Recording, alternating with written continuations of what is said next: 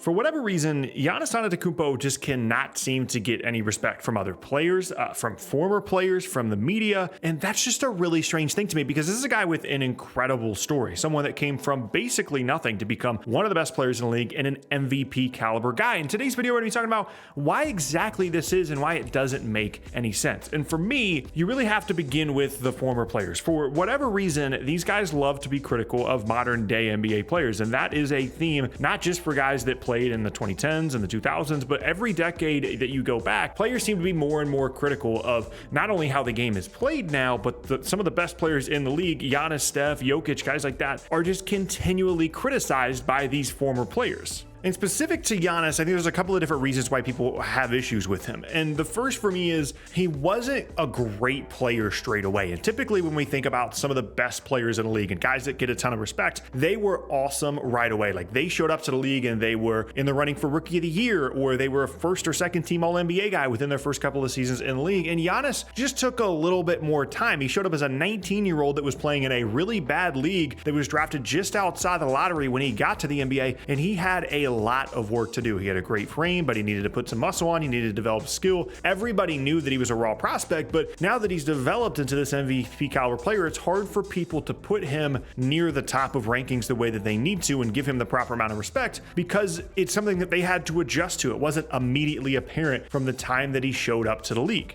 And kind of going along with that, we got a chance to see Giannis continue to grow and develop and adapt his game and add things to his game. And we got used to what it used to look like. And now it's just harder for us to think, okay, well, this guy is clearly an MVP caliber player. One of the things I think goes along with that is the way that Giannis plays is just so much different than almost any other player in the league. And it's hard for us or for some people to equate that to this guy's a really skilled NBA player. Giannis is probably the hardest playing and the most hustle-worthy player in the entire league. The guy doesn't take plays off. He's running up and down the court every single time that he's out there. He's exhausted. He has to come out a couple of minutes into important games. Remember last year or 2 years ago, I should say, in the finals, he came out like 3 or 4 minutes into finals games because he was exerting himself so much. And even though he's in incredible shape, he plays at such a fast pace that it's difficult for us to equate that to, okay, well, he is this, really skilled player. And that's the whole thing that comes in where people talk about how he doesn't have any skill and he's a guy that only runs to the rim and plays around the rim. He's not really a perimeter guy, and typically we give more credit to perimeter players. But I think that's just because of the way that Giannis plays. Like there's not a lot that's incredibly smooth about him. He can be, really smooth in transition, but it's not like he's has, an incredible amount of dribble moves. It's not like his jump shot looks especially pretty, but in terms of sheer dominance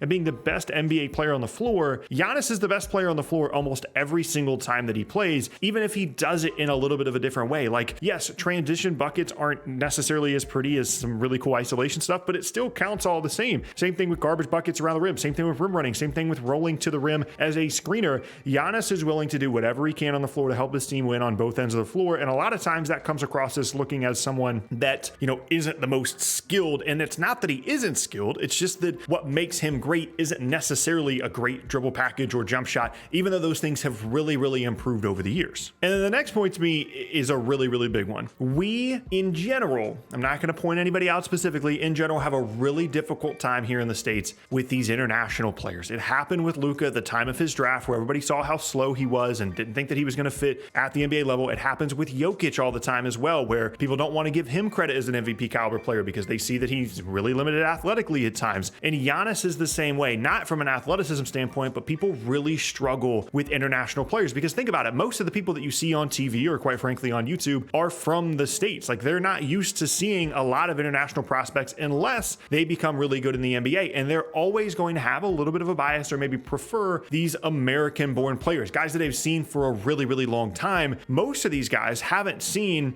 Luka, Jokic, Giannis play until they finally become good NBA players, and they're just so much more familiar not only with the American players in general, but also with their play style. And so when they see guys play in these international tournaments and not dominate, they don't really understand what the international game is like. And yes, it's changed, more recently, but the NBA is still so much more wide open, and it's such a better fit for guys like Luka and Giannis rather than playing internationally, where they're still really good internationally. But we feel like, if Giannis is playing against Croatia, people just expect that he's going to drop 50 and 20 because the competition level individually from a talent perspective is lower compared to the NBA, but it's a completely different style of basketball. I think that's still something that people have a lot of difficulty for, where Whereas for American players, Team USA pretty much just dominates every single time they play if they put a full team together, or they at least play really well, and they never get, points taken off for playing poorly in international contests. Like Damian Lillard was really bad internationally, nobody cared. But if Giannis or Luka or Jokic, if those guys are really bad in an international tournament, everybody looks and that says, oh, well, they're just, they're simply not as good as American players. Look how well they play in international events. And it's just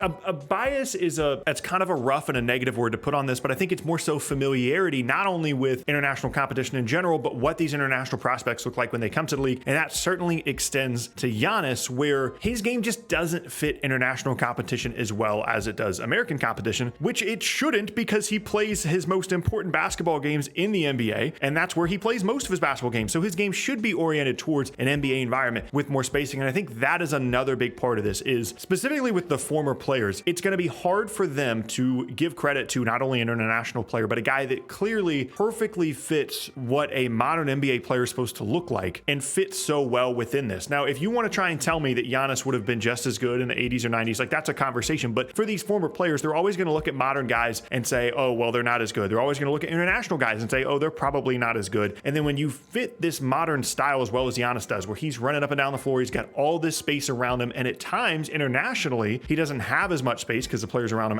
aren't as good, and he doesn't look as good. And so former players look at that and say, well, if you played in the 80s and 90s, there wouldn't have been as much space and you wouldn't have been as good. But the bottom line for me with Giannis is you have to just evaluate him as a player and watch the games and try and put yourself in a mindset of like, you don't know who any of the guys are, and tell me who the most dominant player on the floor is. Tell me the guy who's making the biggest impact. Tell me the guy who is on most nights in most games the best player on the floor. That guy is Giannis, even if it doesn't always look incredibly smooth, even if he is basically a 5-man at certain points in different lineups, even if he doesn't have an incredible ability to score in isolation. He's gotten better every single year. He has an incredible story, and for whatever reason, whether it be Gilbert Arenas making comments about how he doesn't see the game well enough and he's not smart enough or things like that, people just never want to give this guy credit. And really the best way to prove that is think about everything in the opposite direction. So think about if Giannis's production and his impact on the game was the exact same as it is right now, but he was an American-born player, a guy that we knew about in the high school ranks, a guy that we were excited about at the time that he came into the NBA, and a guy that scores more in isolation rather than, at the rim as much and as a rim roller and in transition and had more, dribble moves and had a prettier jump shot. If everything was the exact same in terms of impact and production, but the style in which he did it was different, I think Giannis would probably be the most popular player in the league. And I don't mean to say with this video that, everybody hates Giannis and nobody's giving him enough credit. I just think that in general, if you're looking at all the players that produce a ton for their teams, but for some reason, people always find a way to discount it, I feel like Giannis is near the top of that list. I think Jokic is near the top of that list as well. And I will admit personally, there have been times when I've looked at Giannis's game and wondered, is this really that impactful? There were times when they played Brooklyn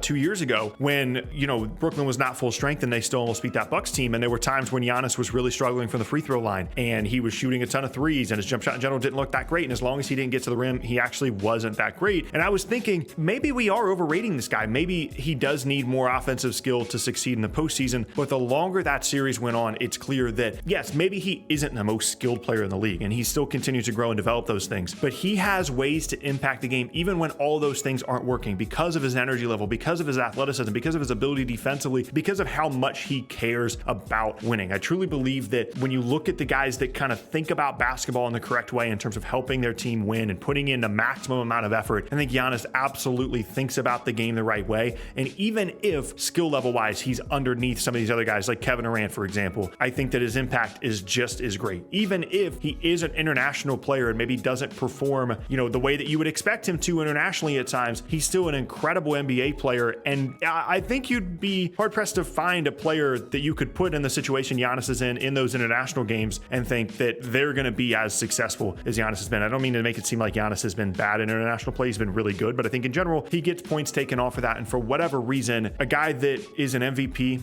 is one of the best players in the league, continues to grow and develop and get better every single year. It feels like when you combine his story and what he's done so far in his career, he should get more respect than he does.